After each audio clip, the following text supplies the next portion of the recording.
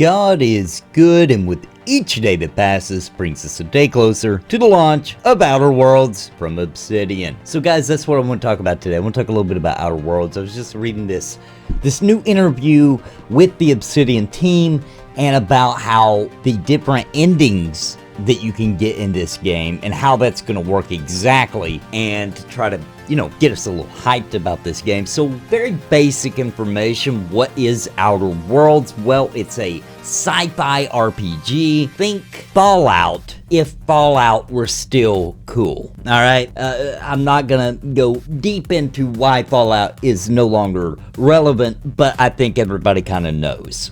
Fallout has definitely fallen out. Anyway, let's talk about Outer Worlds. So this is Obsidian Entertainment, and it has some of the original members from the original Fallout creators, and it's looking pretty good. It's looking like Obsidian, who's a company I kind of trust, is going to pull this off. But now, so Outer Worlds is known that it's going to have a lot of player choices throughout the game. Those choices obviously are going to change and affect the way that the story develops, as well as your individual character that you create, their progression. It will also influence companion stories and, of course, the end game scenarios. So we've heard before, most of us, that Outer Worlds is going to have these big, different, drastic kind of endings, that would be different from the other. And when you beat the game, apparently, according to Obsidian, it's going to kind of show you some decisions that you made and how they affected different things. But when it comes down to the ending, there are two big paths that lead you to the end, okay? Two big ones, all right? And that depends on who you sided with during your gameplay of two different factions, let's say. Now keep in mind that even though I'm saying there's only two paths, I mean major, okay? There's a lot of static in between there, okay?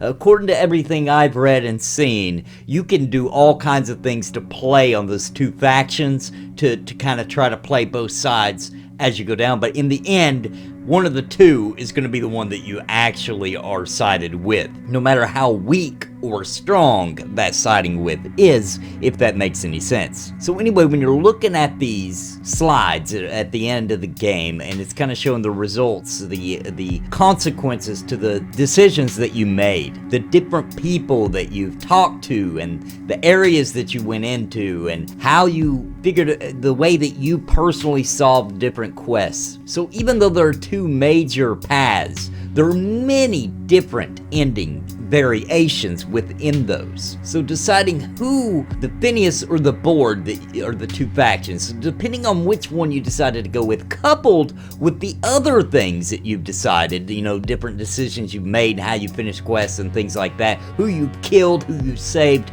all those kind of things, all plays out for this finale at the end of the game. So it's going to leave us with a lot of options, a lot of sitting there, contemplating, going deep within our conscious self to make a decision on what we want to do, who we're going to side with. Should I kill this guy or not? Should I be violent? Should I figure out a peaceful resolution?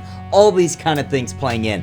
And, this is what makes a single-player RPG really engrossing to me, is when you have these options and you feel like you're actually causing an effect into the world that you're playing in. That's when things get good. That's when I start having a lot of fun. Games like Mass Effect 2, that I feel like did that really well, where it felt like this was my sandbox and I was changing things. And, that's what I love. Now, I typically try to side with the justice, kind of moral, correct, good kind of way. But of course, sometimes I might get a little bit distracted, or I might get swayed into different directions sometimes. So you just never know, because it depends on the situation, of course. And that's what makes these games so good. And I love it when they make it to where you start the morals or the decision of which is the correct or the good versus which is the evil decision, when they kind of blend and it becomes a gray area where you're not really sure because you don't know exactly what your decision's going to do to affect things and how it's all going to play out. So I love it when games do that. It looks like we'll be getting a lot of that in Outer Worlds. Now, Outer Worlds is scheduled to come out on October 25th, 2019 for the PC, for the Xbox One, and the PS4, which is very interesting because the Outer Worlds Obsidian is actually now been acquired by Microsoft. However, I guess this deal was set up prior to the acquisition, so it is coming out on the PS4 as well. Guys, this looks like an awesome game. I feel fairly certain that a lot of people out there are looking forward to this game, so I thought I'd better cover it a little bit and talk about it leading up to launch, as I will do a full review of it not long after it has released. And guys, until next time, God bless and happy gaming. Please listen to what I say. I've been making videos all day. My friends all say I'm it's a video buffet. You can even hit replay. But please just subscribe. I can't even describe being part of my tribe. I'll even offer you a prize, but just please just subscribe